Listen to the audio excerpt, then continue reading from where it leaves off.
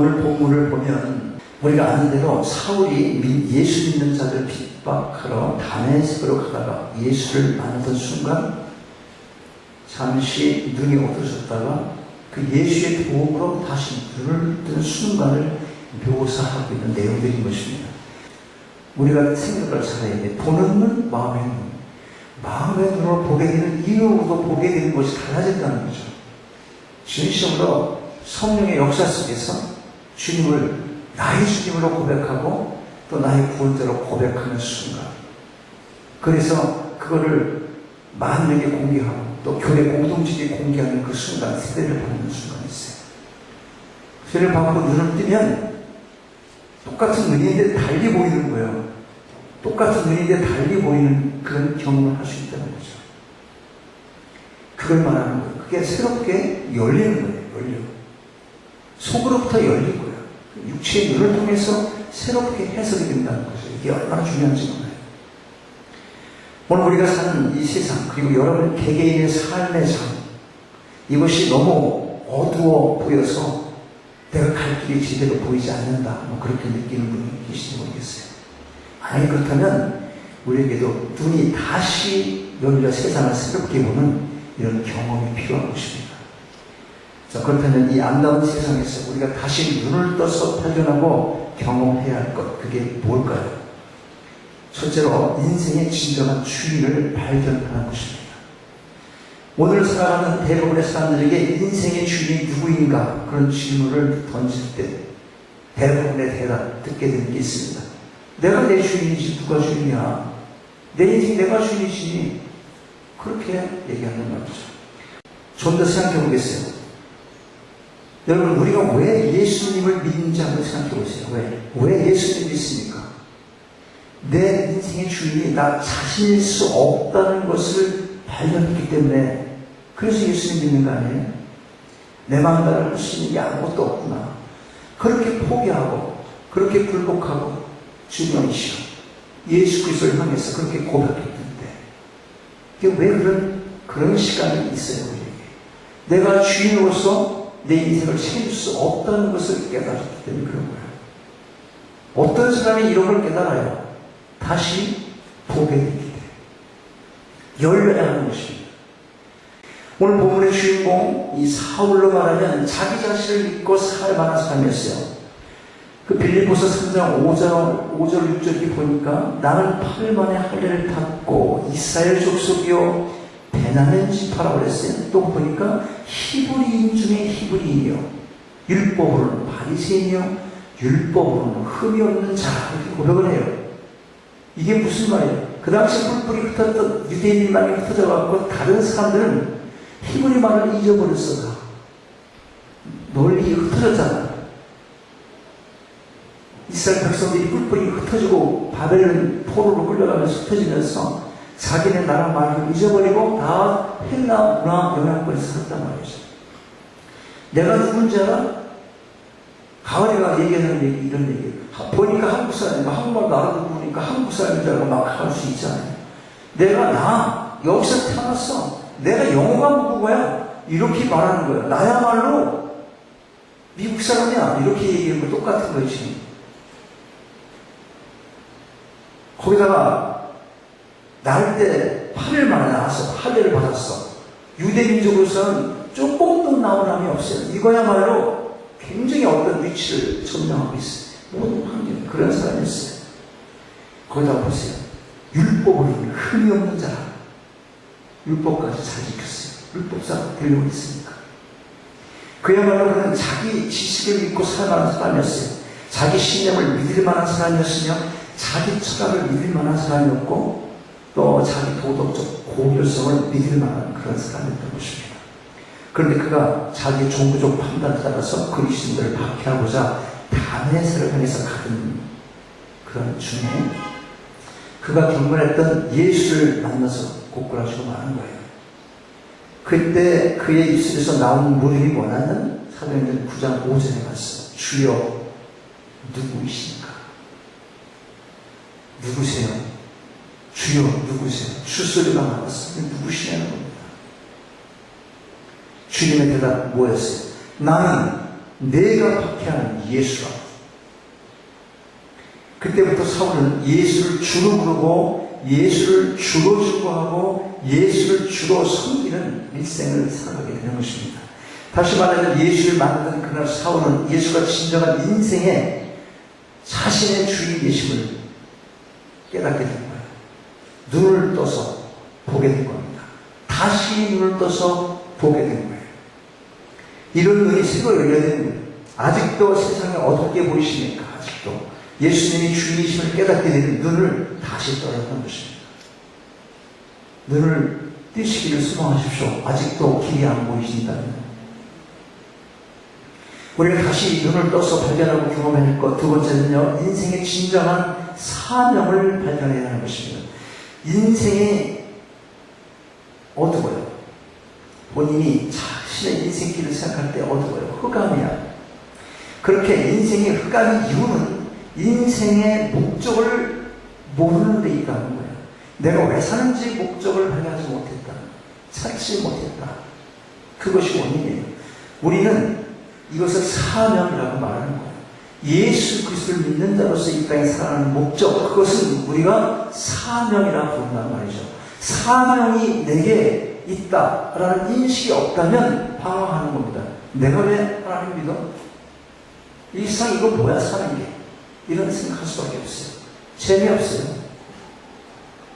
우리가 무엇을 사는지, 무엇을 위해 사는지 모를 때 그 인생은 방황할 수밖에 없는 거예요. 어떤 때는 조금 믿음을 쓰는 것 같다. 어떤 때는 그냥 또 구부러지고 막 그 이상한 패턴이 자주 바뀌고 지속적으로 자기 인생길을 가지 못하는, 결국 방황하는 길 따라 간다는 것입니다. 사도 바울은 예수를 주로 만나는 순간 동시에 인생의 사명을 발견했어요. 자 보세요. 사울이 예수를 만나고 시력을 상실했을 때 그는 누군가의 손에 이끌려서 다메섹 시내로 들어가요. 거기에는 사울을 만나기로 예정되는 사람이 기다리고 있었던 것입니다. 본문이 시작되는 10절이에요. 그때에 다메섹에 아나니아라 하는 제자가 있더니 주께서 환상 중에 불러 이르시되 아나니아야 하시거늘 대답하되 주여 내가 여기 있나이다 하니. 자 11절 보니까 주께서 이르시되, 11절 계속 읽어보면 주께서 이르시되 일어나 직간하는 거리로 가서 유다의 집에서 5사람 사울을 찾으라. 저가 기도하는 중이다. 그렇게 말하는 거예요. 누구에게? 아나니아에게. 사울은 이 유다라 불리는 그리스도의 집에서 사흘 동안 금식하면서 머물고 있었을 때예요. 지금 어디 가고 있는 중이었어요? 원래 예수 믿는 자를 핍박하러 가다가 지금 끌려가지고 어디로 갔잖아. 거기서 금식하고 있는 중이었다는 거예요. 지금 이끌려가가지고 금식하고 있어요. 눈은 어떻게 돼서 아직까지 안 보이는, 눈이 먼 상태로 지금 있는 거예요. 12절 계속 보면 사울은 이 집에 주의 명을 받고 도착한 아나니아의 안수를 받고 마침내 눈을 떠서 주께서 보게 하시는 것을 보았다. 이렇게 기록하고 있습니다. 자 그러면 바울의 사명이 무엇이었어요? 15절 보니까 주께서 이르시되 가라. 이 사람은 내 이름을 이방인과 임금들과 이스라엘 자손에게 전하기 위해 택한 나의 그릇이다. 사도행전 26장 16절은 이렇게 증거하고 있습니다. 일어나 너의 발로 서라. 내가 내게 나타난 것은 곧 내가 나를 본 것과 장차 내게 나타난 일에 너로 종과 증인을 삼으려 하며. 그리고 사도행전 26장 18절에 보면 바울의 새로운 사명은 자신이 어둠에서 눈을 뜬 것처럼 복음을 전함으로 이방인들의 눈을 뜨게 하여 그들을 어둠에서 비추고 그리고 사탄의 권세에서 하나님께로 돌아오게 하는 일이라고 그렇게 말씀하고 있습니다. 자 여러분, 눈을 떠야 사명이 무엇인지를 알게 되는 거예요. 여러분의 사명이 무엇이에요? 눈을 뜨지 않으면 이 사명이 뭔지를 깨닫지 못해요. 취식으로 예 그렇죠 맞죠 아무리 동요해도 소용이 없다니까. 중요한 게 뭐예요? 눈을 떠야 돼요. 눈을. 인생이 걸어갈 때 길이 보이고 또 소망 중에 그 사명을 따라 걸어가게 되는 것, 이건 전제가 있는데 뭐냐? 꼭 반드시 눈을 떠야 한다는 겁니다. 그렇다면 과연 우리에게 주어진 사명은 무엇이겠습니까? 믿음의 인생이란 일종의 모험의 인생인 것이 히브리서 11장 보세요. 모험을 감수하지 않고 믿음에 거인된 사람이 하나도 없습니다. 누군가 말하기를 우리 인생의 진정한 이 드라마, 하나님께서 역사하시는 멋진 그 계획된 드라마, 각본대로 되어진 드라마가 딱 나타나야 되는데, 연출이 되고 나타나야 되는데, 그것이 그런 게 없는 인생을 보면 모험을 깊이 하기 때문이다. 그렇게 우리가 분석을 하게 된다는 것입니다. 그래 내가 힘들는데 지금. 여러분 다 도전을 보세요. 모험이지. 글쎄 그렇게 하시는 게 성경의 말씀이에요. 그렇게 하시면 하나님께서 역사하신다니까. 그래도 이게 문제인데요. 그게 말같이 쉬운 게 아닙니다. 이게 뭡니까? 모험을 어떻게 해요? 내가 거부하는 거예요. 그 누가 주인인 거예요, 지금? 내가 주인인 거예요. 내가 판단하고 있는 거예요. 그게 아니죠, 목사님. 그럼 알아요. 충분히 알아요. 근데 왜 알면 어떻게 하라는 거예요? 본인에게는 그게 모험이라는 거죠. 모험은 힘이 들어요. 분명히 힘듭니다. 그러나 신앙의 이 모험은 언제나 생생한 주님의 임재와 동행과 그리고 보호하심의 약속이 있다는 것을 반드시 기억할 필요가 있습니다. 볼지어다 세상 내가 이런 말씀이 있어요. 그게 마태복음 28장에 나오는 말에 볼지어다 내가 세상 끝날까지 이런 말씀이 있잖아요. 너희와 항상 함께 있으리라. 전도의 대사명과 함께 이런 약속을 해주신 거예요. 그러니까 언제 너희와 항상 함께 있겠다는 거예요. 언제. 대표한테 나가서 전도지 한다는 볼렌다는 게 그게 보통 일이 아니거든. 이웃집 옆집에 안녕하세요 잘 지내세요는 말할 수 있지만 복음을 증거한다는 게 크게 쉬운 게 아니거든. 그런데 하나님이 그 인생에 함께 하겠다는 전제 조건이 뭐냐면 복음을 전하는 거예요. 전도할 때 마태복음을 다시 읽어보시면 마지막 구절. 바울의 새 인생도 그렇게 시작되는 겁니다. 그가 주님을 만나자마자 제일 먼저 한 일이 뭐예요? 사도행전 9장 20절 어떻게 시작돼요? 거기 보니까 즉시로 각 회당에서 예수가 하나님의 아들이심을 전파하니 새로 다시 보게 된 자의 반응이에요. 이것이 새로운 세상을 보게 된 사울을 가만히 침묵할 수가 없었다는 겁니다. 그럼 즉시로 복음을 전하기 시작했습니다. 왜 전도 안 하게 됩니까? 교회는 나오지만 아직도 나 자신이 눈을 뜬 경험이 없어서 그래서 믿지도 모른다는 거예요. 지금 자신을 다시 한번 확인해야 된다는 거죠. 믿는다니까 믿을 수 있어요. 그런데 정말 새로 세상을 보는 눈이 떠졌느냐? 이거 질문 앞에 우리가 다시 한번 생각해 봐야 된다는 겁니다. 새 세상을 봤다면 새로운 것이 내 속에 끓고 있다면 그게 또 좋은 것이라면 얼마나 좋아서 어떤 말로도 표현할 수 없는 그렇게 좋은 것이라면 어떻게 전하지 않고 있을 수 있냐는 거예요. 세상 가치가 없고 좋은 것은 좋다 그러면 내가 다 갖고 싶은 거예요. 근데 복음은 나아가는 그런 힘이 있어요. 전해야 되고자 하는 욕망을 일으키는 것. 그런 소원을 갖게 하는 것이 복음의 능력이라는 것입니다. 나 혼자는 갖고 있을 수가 없다는 게 이 복음이 갖고 있는 현저한 특성이라는 거예요. 굉장히 중요한 것입니다. 그렇다면 내가 전도하고 싶은 마음이 안 생겨요. 그러면 뭐가 약하다는 거예요? 복음이 내 속에서 크게 역사하지 않고 있다는 것. 그거 반증하는 거잖아요. 그러면 크리스찬으로서 복음이 역사하지 않는 삶을 산다는 것은 이게 바로 이름뿐인 기독교인 그런 소리 들을 확률이 너무 많다는 겁니다. 교회 나오지만 아직도 나 자신이 눈을 뜬 경험이 없어서 우리는 그럴 수도 있다는 거예요. 내 눈에 비늘이 벗어져서 살아계신 예수가 보인다면 예수 그리스도를 전하지 않을 수 없게 된다는 것. 이 원리를 기억할 필요가 있습니다.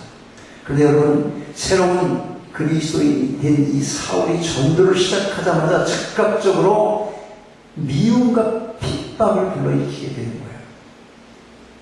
이게 모험이라는 거죠. 그래서 자, 한번 생각해 봐야 돼요. 우리가 한 번도 이웃들에게 미움도 핍박도 받아본 일이 없다. 가정에서도. 우리 다 평화하게 잘 산다. 마이클 잭슨, 우리 함께 가고 이런 노래 부르고, 손에 손을 잡고 올림픽에 불렀던 노래 열심히 부르고 손을 잡았어. 거리 청소 깨끗하게 같이 손잡고 잘했어. 떡도 나눠 먹으면서 잘했어. 또 아이도 잠깐 봐주실지, 그러죠. 그리고 아이도 봐줬어. 또 걔 때문에 내가 어디 못 가는데 잠시만 좀 봐주시겠어요? 그래요, 네. 다 했어요.